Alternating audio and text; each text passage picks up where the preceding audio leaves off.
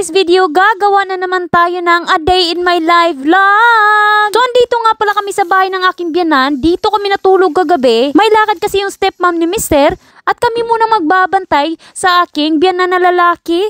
Yung tatay nga pala ni Mister, medyo mahina na at matanda na. Kaya naman hindi na talaga pwedeng mag-isa lang sa bahay. Dahil nga medyo malamig dito sa New Zealand at winter. Pag umaga talaga pagkagising mo para kang nasa freezer, kaya naman nagpasindi kami. Hindi kami dito magluluto, ito nga pala yung fireplace at dito nagmumula yung init ng bahay para hindi kami manigas sa lamig. So napakaganda talaga kapag meron kang fireplace, parang nafe-feel ko talaga yung nasa movie. So dahil nga breakfast na breakfast, magluluto na naman tayo. Kasama ko nga pala si Mister dito sa kusina, umalis na nga pala yung stepmom niya. Nagluto nga pala si Mister ng sausage para sa mga bata, kami naman bacon at saka egg. Pagkatapos nga palang mag-breakfast, naglinis na ako sa kwarto. Ito nga pala yung hinigaan namin ni Mister at ni Silas. Magkatabi kaming tatlo, yung kambal naman nasa kabilang kwarto. Bago ko talaga sisimulan yung araw, nililinis ko muna yung mga kwarto, CR at saka saang sulok na pwedeng linisan. Naglaba din pala ako yung mga damit namin na sinuot kahapon. Dahil nga maganda yung panahon kahit medyo malamig, isasampay na natin ito sa labas. Si Mister nga pala at yung mga bata busy naman sa pagbibiyak ng mga kahoy. Ito nga palang nilalagay sa fireplace para meron tayong pampainit ng katawan. Ito nga pala yung parang panggatong nila. So pag nasa loob tayo ng bahay para tayong nasa oven, medyo mainit at maganda talaga. Mga anak ko talaga ginaganahan sa fireplace. Naglakad-lakad din kami sa garden. Nakakita nga pala kami ng napakalaking cauliflower. Tanim nga pala ito ng aking biyanan at pagkatapos bumaba na kami sa garden, meron nga pala ditong mga oranges. Alam nyo kasi pag winter sa New Zealand, season talaga ng mga orange. At bumabaha talaga, napakarami. Every winter pumupunta kami dito at namimitas nag-harvest. Look, it's a big one. Like Silas' head. Look at this Silas' head. Put it in there, come on. Wow. Wow. So big, Dad. Look at that. Mama. Orange over is sweet. Is that yellow? It's sweet. Mommy, can you get an orange apple? For you? Very big jar. Show it to mommy. Is it sweet? Yummy?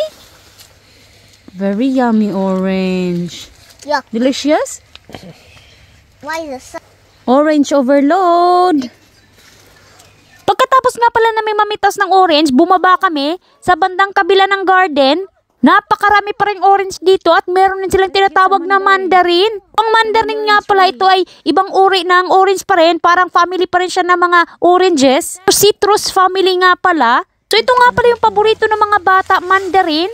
Paborito din naman lang yung orange, kaya lang medyo mahirap kasi siyang balatan. Kailangan mo pa itong hiwain. Ito naman, napakadali lang. So, napakaganda talaga pag mayroon ka mga pananim ng mga prutas dito. So, yung biyanan ko yung nagtanim ng mga prutas na ito, yung mga mandarin at saka oranges. Mga 15 years ago at anong lumipat sila dito.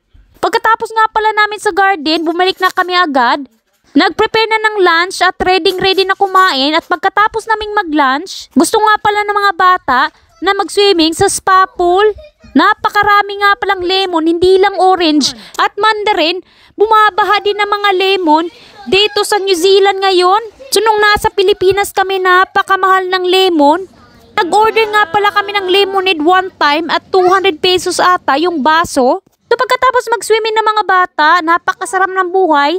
Nanood naman sila ng Mario na movie. Kami naman ni Mister, busy, nag-ready na for dinner. So nagluto nga pala si Mister ng prawn curry. Ito nga pala request ng aking biyanan. At dahil nga hindi makakakain ng curry yung mga bata kasi medyo spicy, nagluto na lang ako ng mac and cheese. Ito nga pala yung paborito ng mga bata. At of course with the twist ito, maglalagay tayo ng chicken. Maghihiwala tayo. Meron nga pala akong breast chicken dito. Hihiwain lang natin into pieces. At pagkatapos, i-season natin ito. Maglalagay lang tayo ng pepper, asin, at konting garlic powder. Maglalagay din tayo ng paprika. Mix lang natin ito together at hayaan lang natin itong mag-absorb yung spices. Pagkatapos nga ng ilang minuto, kumulo na yung tubig. Ilagay ko na rin yung pasta.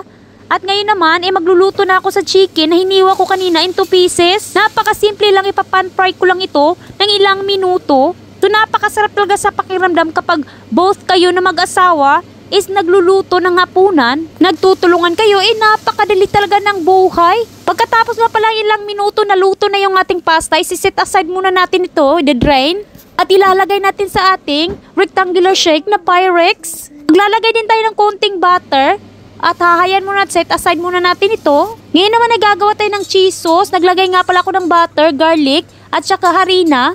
Ngayon naman na mag-a-add tayo gradually ng ating milk. So napakasimple lang gumawa ng cheese sauce. Kailangan mo lang talaga ng ingredients para magawa ito. Of course, napaka-importante din ng cheese. Isa din yan sa nagpapasarap sa ating cheese sauce kasi nga tinatawag na cheese sauce. Maglalagay din tayo ng garlic powder at saka paprika. Season din natin ito with salt at konting pepper. Mag-a-add din tayo ng konting cream cheese, konting-konti lang naman. At ayan na, ready na yung ating cheese sauce. Walang masyadong cheche-bureche. Ito nga pala yung ilalagay natin sa ating mac and cheese. So nung nagbakasyon kami sa Pilipinas, na-miss ko talaga ang mac and cheese at gustong-gusto ko talagang gawin ito. Pero unfortunately, hindi ako nakakita ng cheese na perfect talaga sa mac and cheese. Ilalagay ko na rin yung chicken na niluto natin kanina. Mix lang natin ito together at of course maglalagay tayo ng cheese for toppings. Pagkasapit nga pala ng alas 6 na gabi, nag-ready na ako. Ready na rin si Mr. sa kanyang shrimp curry or prawn curry. Isa-serve na natin ito for dinner. So medyo malamig-malamig paggabi na dito sa New Zealand. Noon ako muna pag-serve ng dinner bago ako makapag-shower. So kakain muna tayo kasama ang buong family. Napakasarap nga pala ng prawn curry na niluto ni Mr. Busog talaga ang buong family. Si Silas naman akala ko hindi kakain ng prawn curry kasi medyo manghang. Pero sinubukan niya itong kainin at nagustuhan niya. Yung kambal naman is nasarapan talaga sa mac and cheese. So pagkatapos nga pala naming mag-dinner, naglinis na at naghugas ng pinggan kasama si Mr. Yung mga bata naman is nanood na naman ng movie. So natapos na naman isang araw natin. Today, napakabilis lang ng oras. So guys, thank you for watching this video. I hope nag-enjoy kayo at sa susunod naman na vlog. Bye!